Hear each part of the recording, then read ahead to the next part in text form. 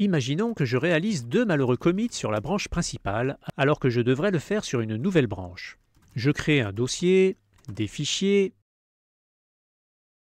je fais un premier add, puis commit, avec un message, et je crée un autre fichier, j'en modifie un autre, je add, et je commit encore, pour finir par pousser le tout. Et entre-temps, malheureusement, quelqu'un va faire un rebase de sa branche sur main. Pour faire un rebase de ma branche sur main, je pull avec un rebase sur origin main. Et ça ne marche pas, car un fichier todo.tmp matché par gitignore est toujours présent dans les commits précédents et en conflit avec mon fichier local.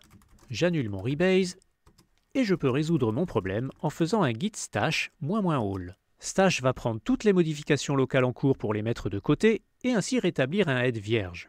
Le -all permet d'y inclure, entre autres, les fichiers ignorés. De cette manière, mon pull rebase va fonctionner.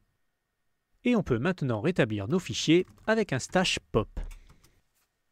On pousse sur le dépôt distant notre branche rebasée, donnant l'illusion que notre branche commence à la fin de main.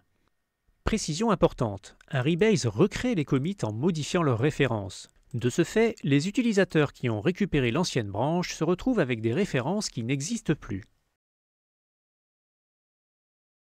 Revenons à notre problème initial. Je viens de pousser 2 commits sur la branche principale que je veux déplacer dans une nouvelle branche. Depuis main, je crée une branche doc. Il faut bien avoir en tête qu'elle est rattachée au dernier commit de ma branche principale. Je reviens sur main, et pour déplacer mes commits, je les retire avec un reset hard de head -2. Et voilà, la magie a opéré, la branche doc contient encore mes 2 commits, et main est descendu de 2 crans.